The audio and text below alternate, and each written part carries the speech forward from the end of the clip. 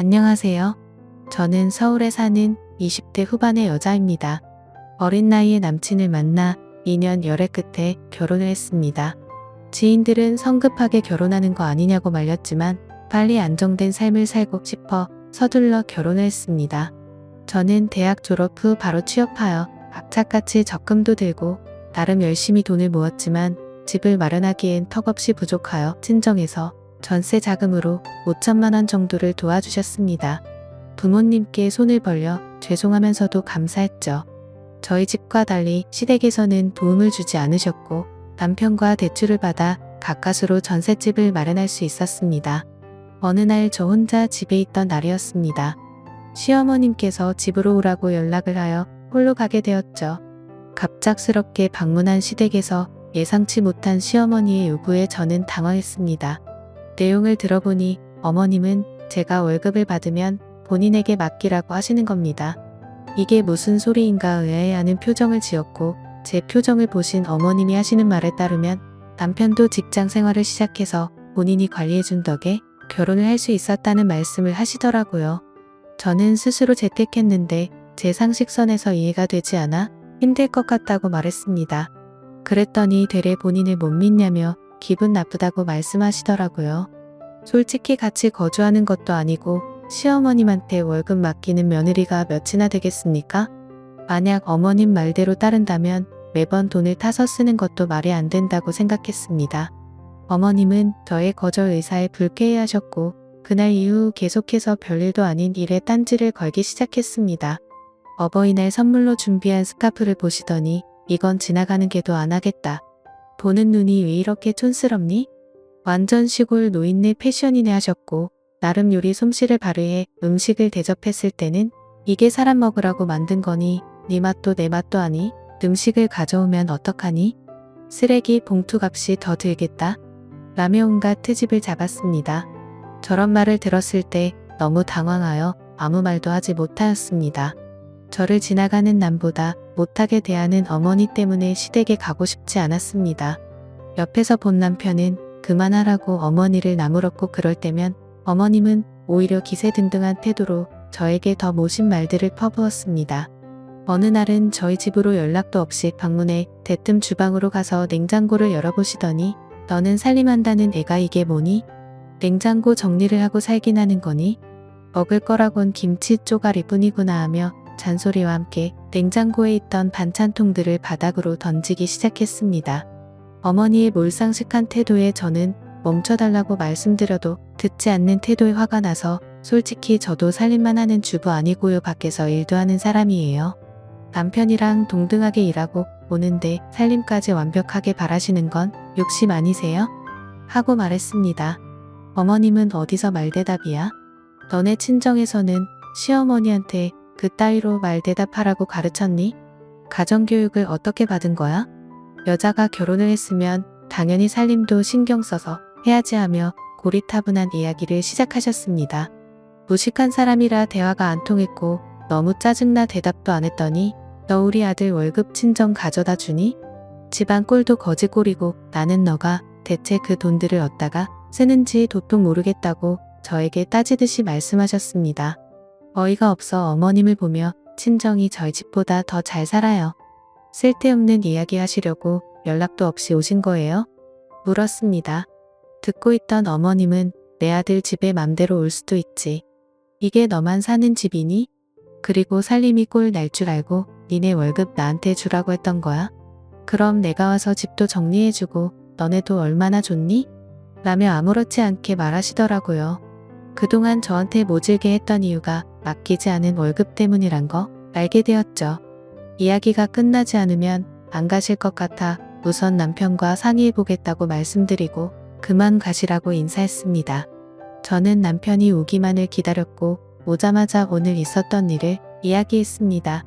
남편은 오히려 아무렇지 않게 엄마가 그렇게 하라고 했으면 그렇게 해 집안일 해주고 하면 우리도 편하고 좋지라고 대답하더군요. 결혼하면 부모로부터 독립하는 건데 이건 잘못된 행동이라 반박했고 남편은 기나긴 논쟁 끝에 저의 의견을 따르기로 했습니다. 그리고 어머님께 전셋집 구할 때도 주지 않고 모으고 있다던 돈을 모두 달라 말씀드리라고 했습니다. 남편 역시 알겠다고 해서 저는 그렇게 정리가 되는 줄 알았습니다. 하지만 일은 그렇게 쉽게 끝나지 않았습니다. 시어머니는 남편에게 연락을 받고 화가 났는지 저희 둘을 모두 시댁으로 부르시더라고요. 어머님은 이야기 들었다며 어떻게 사람이 그럴 수 있냐고 저에게 나무라셨습니다. 내가 돈을 빌려서 주려고 하는데 너는 왜 그렇게 삐뚤게 생각하니? 그동안 군말 없이 잘 주고 있던 내 아들 월급을 내가 뭔데 관리한다고 가져가는 거야? 너는 시어미를 못 믿는 거니? 하셨습니다. 대화를 하면 할수록 어이가 없어 저는 이제 결혼돼서 새로운 가정이 있는데 어머님께서 관리하시는 건 말이 안 되는 것 같아요. 누가 결혼하고 시어머니가 월급 관리를 해줘요? 제 주변에 물어봐도 그런 경우 한 명도 없던데요. 솔직하게 말씀드렸습니다. 역시나 어머님은 말이 통하지 않았고 서로 언성이 높아졌습니다. 다행히 남편은 제 말이 틀린 거 없다며 제 편을 들어주면서 그동안 모았던 돈도 모조리 달라고 말했습니다. 이야기를 들으신 어머님은 서운하다며 갑자기 울기 시작하셨습니다. 당황한 남편은 어머님을 달래기 시작하는데 저는 그 눈물이 가짜라는 확신이 들었습니다. 우선 그날은 예상치 못한 어머님의 울음에 확답을 들을 수 없었고 나중에 다시 말하기로 한 뒤 넘어갔습니다. 하지만 저는 결론을 빨리 내야 한다는 생각에 집에 도착해서 남편에게 가족일수록 돈 문제는 확실하게 해야 한다고 말했죠. 남편은 그동안 일을 다니면서 어머님께 드렸던 월급을 대략적으로 계산하였고 어찌나 경제관념이 없던지 하나부터 열까지 옆에서 말해줘야 했습니다. 저에게 여보는 돈 관리 똑부러지게 잘하는 것 같아. 나 결혼 잘했나봐. 우리 부자 되는 건 금방이겠어 하더라고요. 제가 똑부러진 게 아니고 본인이 멍청한 건지를 몰라 한심했습니다. 우리는 주말에 다시 시댁을 방문하겠다고 연락드렸습니다. 그런데 어찌된 일인지 어머님은 저희에게 일이 있다며 오지 말라 하셨고 그 뒤로도 제 연락을 피하는 느낌이 들었습니다. 남편도 어머님의 행동에 대해 수상하다 느꼈는지 자신이 따로 연락하겠다 했습니다. 그러나 3개월이 지나도 깜깜한 소식이었죠.